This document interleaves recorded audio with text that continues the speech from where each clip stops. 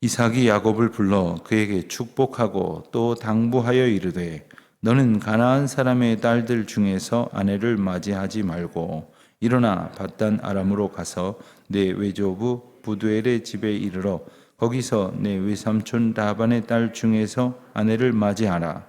전능하신 하나님이 내게 복을 주시어 내가 생육하고 번성하게 하여 내가 여러 족속을 이루게 하시고 아브라함에게 허락하신 복을 내게 주시되 너와 함께한 내 자손에게도 주사 하나님이 아브라함에게 주신 땅 곧 내가 거류하는 땅을 내가 차지하게 하시기를 원하노라. 이에 이삭이 야곱을 보내매 그가 밧단 아람으로 가서 라반에게 이르렀으니 라반은 아람 사람 부두엘의 아들이요 야곱과 에서의 어머니 리브가의 오라비더라. 에서가 본즉 이삭이 야곱에게 축복하고 그를 밧단 아람으로 보내어 거기서 아내를 맞이하게 하였고 또 그에게 축복하고 명하기를 너는 가나안 사람의 딸들 중에서 아내를 맞이하지 말라 하였고 또 야곱이 부모의 명을 따라 밧단 아람으로 갔으며 에서가 또 본즉 가나안 사람의 딸들이 그의 아버지 이삭을 기쁘게 하지 못하는지라. 이에 에서가 이스마엘에게 가서 그 본처들 외에 아브라함의 아들 이스마엘의 딸이요 느바요의 누이인 마할랏을 아내로 맞이하였더라. 아멘.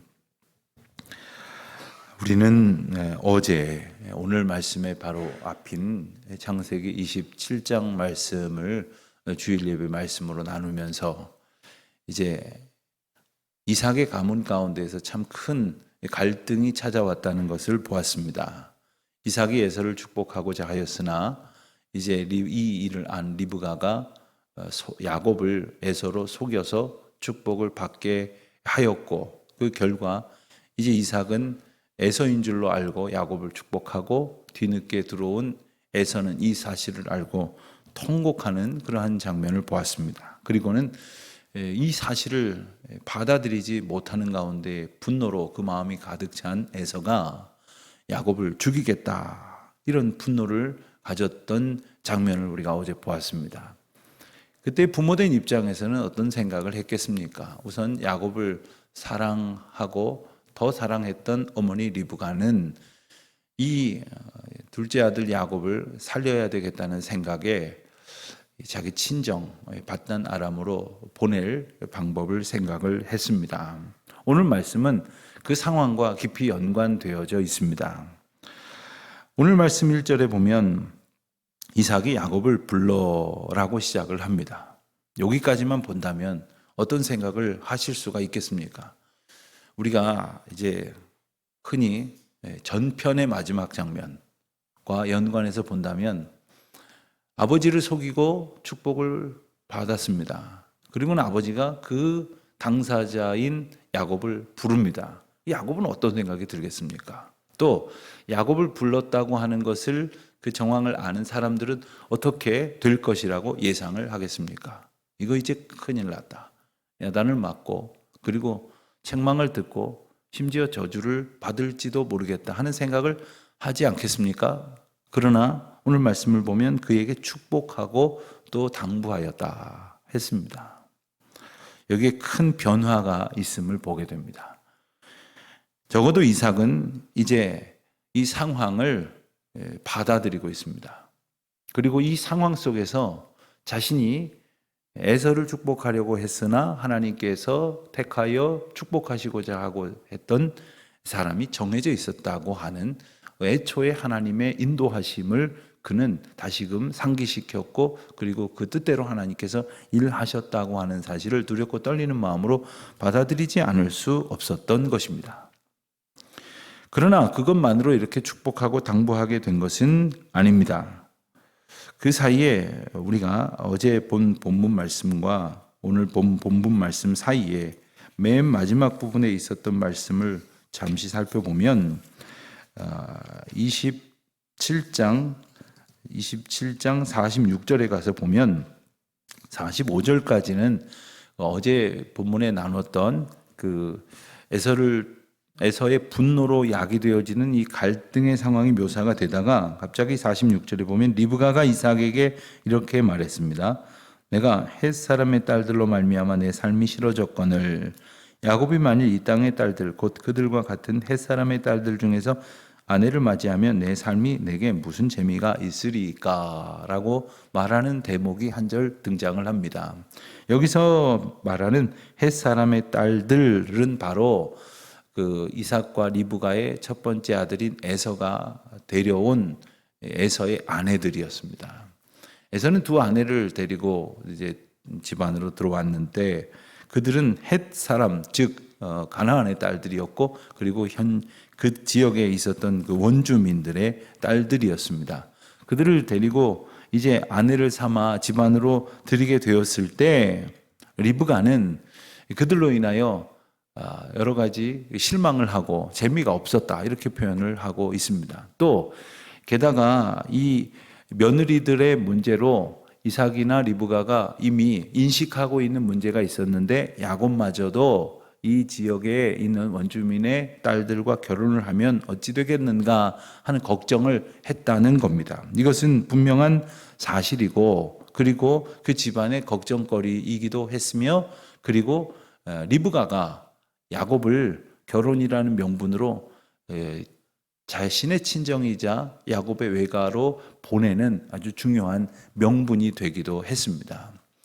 이 상황을 이삭이 받아들인 것은 바로 하나님께서 아브라함을 통해서 주신 자손의 축복을 자신 이삭을 통해서 이어가게 하시고 그것은 이제 야곱을 통해서 이어가게 하실 것이라고 하는 하나님의 섭리를 인지했기 때문입니다.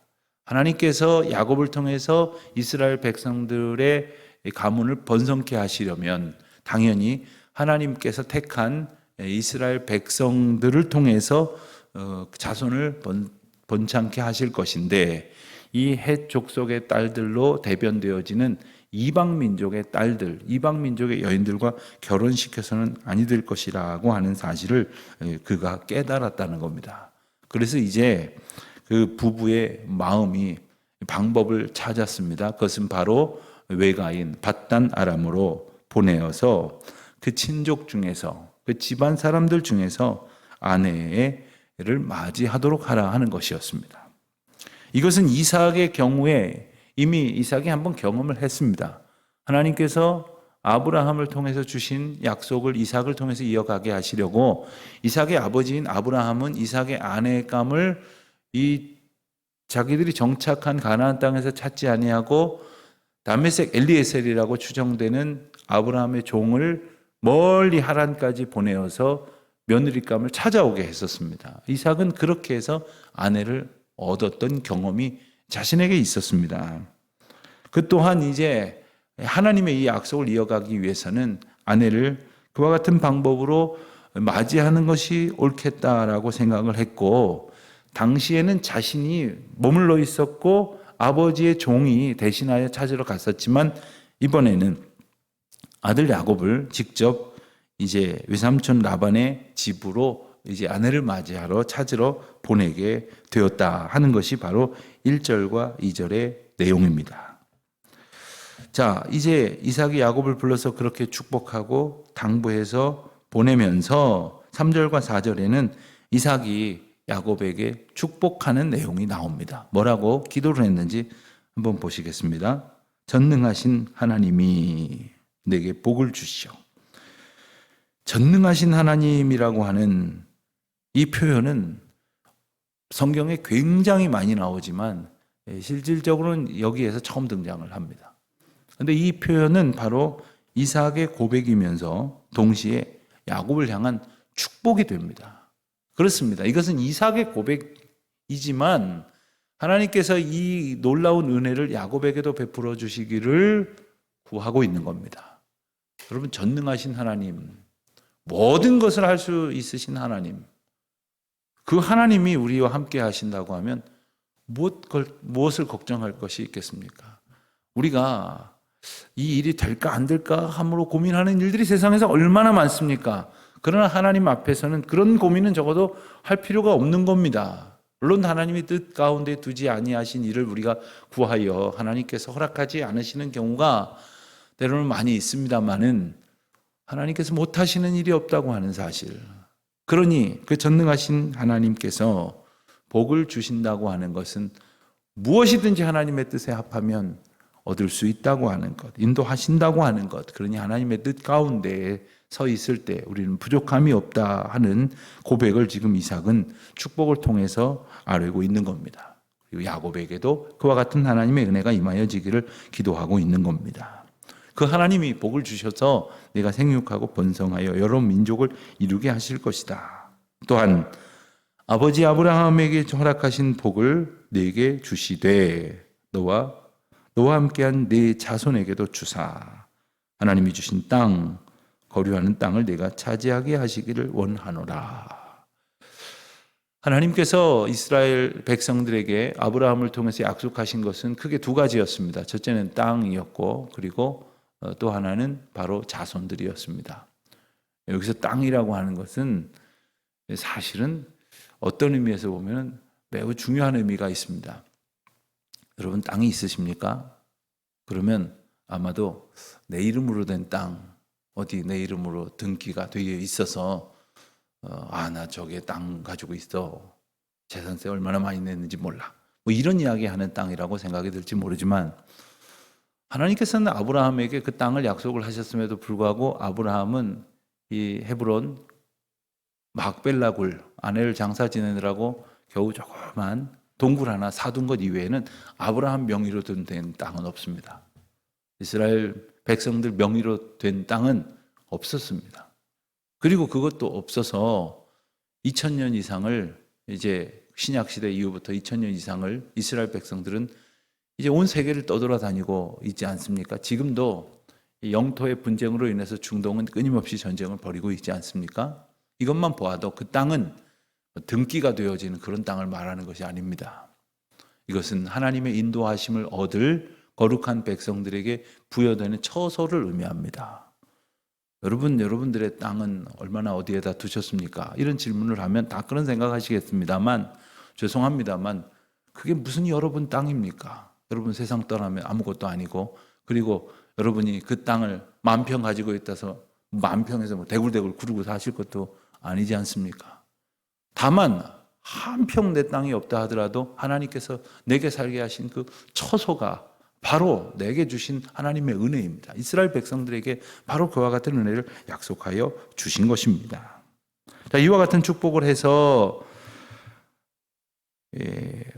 야곱에게 축복을 하였을 때 5절을 보니까 이삭이 야곱을 보냈다고 했습니다. 그렇습니다. 사실은 도망칠 수밖에 없는 상황이었지만 하나님께서는 이 상황을 은혜로 바꾸셔서 아버지의 축복을 받고 보내어지게 하셨습니다.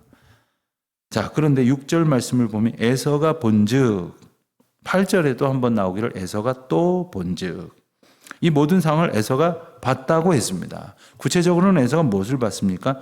야곱에게 축복하고 그를 바단 아람으로 보내어 아내를 맞이하게 하고 또 축복하여 명하기를 가나안 딸들 중에 아내를 맞이하지 말라 하였던 이 아버지의 축복을 그리고 이 상황을 다 에서가 보고 들었습니다. 또 뭘 봤습니까? 7절에 보면 야곱이 부모의 명을 순종했던 것을 보았습니다.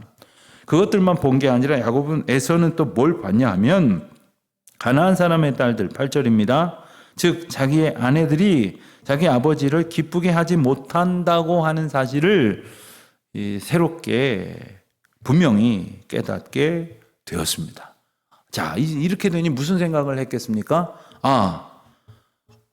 야곱은 저거 내가 죽여야 마땅한데 나의 화를 이렇게 경노시켰는데 가만히 보니까 오히려 아버지가 그 야곱을 불러다가 아버지 이삭이 축복을 하고 당부를 하고 그리고 길을 떠나 보낸다는 말이에요. 그런데 그 순종을 했단 말이에요.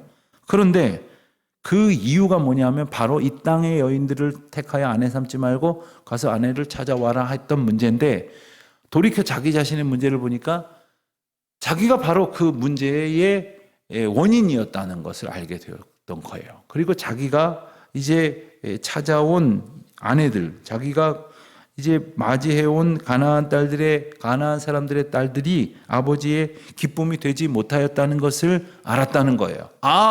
이것 때문에 아버지가 나를 축복하지 않았나 하는 생각도 분명히 했을 것입니다. 자, 그런데 분명히 아버지 이삭이 말했던 것처럼 하나님께서 야곱을 복주시고 야곱을 통해서 그의 가문과 이스라엘 백성들을 번성케 하시겠다는 이미 하나님의 계획을 분명히 알게 해주셨다는 것을 들었지만 그는 끊임없이 자기 식대로 이 상황을 해석하려고 했습니다. 그래서 아버지가 나를 축복하지 않은 것은 결국 내가 결혼을 이렇게 했던 문제였구나 하는 생각을 나름대로 했던 모양입니다. 구절을 보니까 이에 에서가, 여기서 말하는 이에라고 하는 것은 이제 구절에서 나와 있는 행동이 앞에서 설명하고 있는 것에 대한 연관, 그리고 거기에 대한 결과로 나타났다는 뜻입니다. 에서가 무슨 일을 했습니까? 이스마엘에게 가서 그 본처들 외에 아브라함의 아들 이스마엘의 딸이요 느바요의 누이인 마할랏을 아내로 맞이하였더라. 이스마엘의 딸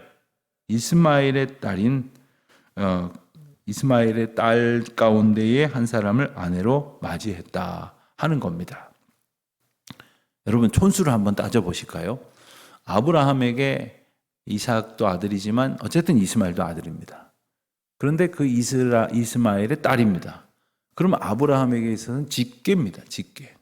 그런데 야곱이 지금 아내를 맞이하러 보냈다고 하는 사람은 리브가의 오라비의 딸들 중에 하나가 될 것입니다. 그러니까 이 집안의 촌수와 이 집안의 촌수를 따지고 보면 자기가 지금 택하여 온 마할랏이라고 하는 여인이 아브라함과 훨씬 더 가깝다고 생각하지 않았겠습니까? 그러니까 집안 사람을 데려오라는 명을 받고 떠난 야곱보다 더 집안에 아버지가 더 기뻐하실 만한 사람을 데려다가 내가 결혼을 하면 내가 아버지를 기쁘게 하고 이 결혼을 통해서 아버지의 만족이 되겠구나 하는 생각을 분명히 했던 겁니다. 그 이야기를 하려고 이에 에서가 이와 같은 행동을 했다고 구절 말씀이 설명을 하고 있는 겁니다. 그러나 에서가 놓친 것이 있습니다. 생각하지 못하고 행동하는 것이 있습니다. 그것은 바로 이스마엘과 이스마엘의 후손은 하나님의 언약 밖에 놓여져 있다는 사실을 놓쳤던 겁니다. 인간적인 생각으로만, 인간적인 촌수만 꼽았던 겁니다. 하나님의 거룩한 백성으로서의 언약이 어디에 머물러 있는지, 어디를 향해 있는지, 어떻게 되어 있는지를 알지 못하고 있었다는 겁니다.